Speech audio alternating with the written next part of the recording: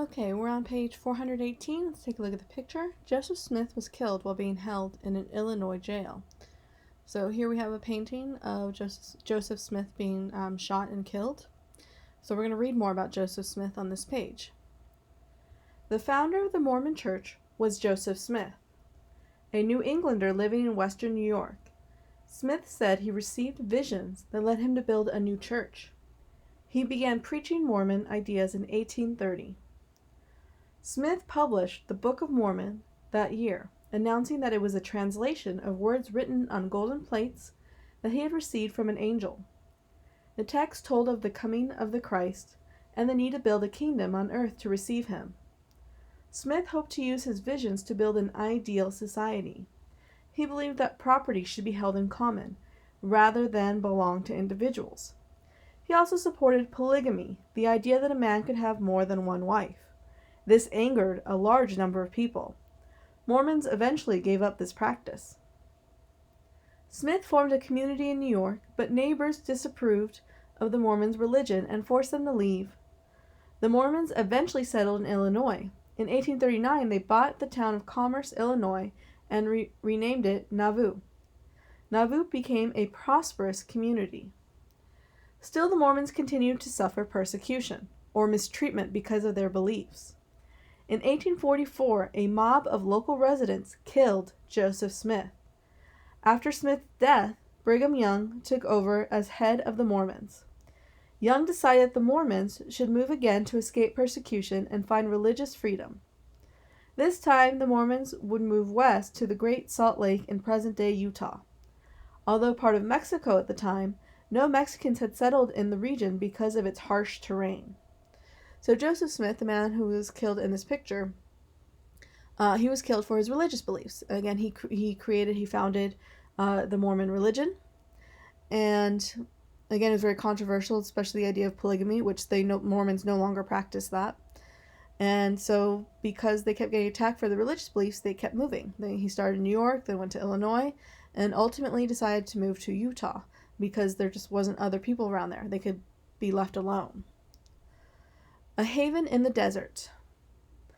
The Mormon migration began in 1846. About 12,000 Mormons made the trek in the largest single migration in American history. The Mormons' route became known as the Mormon Trail and served as a valuable route to the western United States. So let's take a look at this picture right here. So Mormons, again, they went to Utah to create their own community, and so they also created their own money. Mormons minted coins and printed paper money in the 1840s and 1850s. So this is the coins that they used. In 1847, the Mormons finally reached the Great Salt Lake. There, Young declared that the Mormons would build a new settlement. The Mormons staked a claim on the dry, wild land they called Deseret. Soon they had set up farming communities. At first, life was difficult for the settlers. The Mormons, however, made Deseret flourish through hard work and determination. They carefully planned towns such as Salt Lake City and built irrigation canals for their farms. They taxed property and regulated the use of water, timber, and other resources. Mormons also founded industries so they could be self-sufficient. Mormon merchants sold supplies to the 49ers who passed through Utah on their way to California. In 1848, the United States acquired the Salt Lake area from Mexico after the Mexican War. In 1850, Congress established the Utah Territory. Brigham Young was named governor. By 1860, there were many Mormon communities, but Utah was not easily incorporated into the United States. Problems included the Mormon practice of polygamy and frequent conflicts with federal officials. In 1857 and 1858, war almost broke out between the Mormons and the U.S. Army. Utah did not become a state until 1896, after Mormons officially gave up the practice of polygamy. Checking for understanding. Number 1, identifying causes. Why did the Mormons keep moving from one place to another? So again, every time they settled in an area, they were attacked for their beliefs. So New York, Illinois, and then Utah. Number 2, identifying patterns. In what way was the experience of the Mormons similar to the experience of many Americans in this period? Well, this is the 1840s when they left in 1846, and they moved westward, just like many other Americans. Thousands of Americans were moving westward during this time period, so they share that similar experience. And again, even they interacted with a lot of them for P418ers who came through Utah on their way to California. So they were along the route to the west. Okay, so if you go to Utah today, there are still a very large number of Mormons living in Utah. They helped develop and build that state up. They created Salt Lake City. So, their culture, their community is still very present in the state of Utah.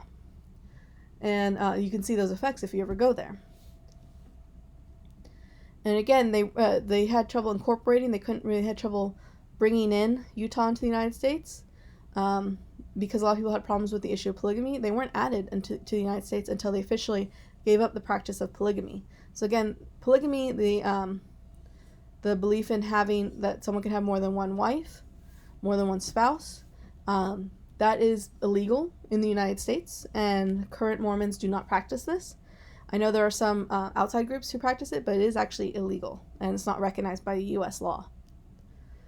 All right, is there anything else for this? Let's go over the questions. You guys can just think about these. Number 1, time and place. How did the gold rush affect California's population? Again, population, the number of people. How did the gold rush change that? Number 2, explaining issues. Why was California's entry into the Union delayed? So why didn't people want to add California?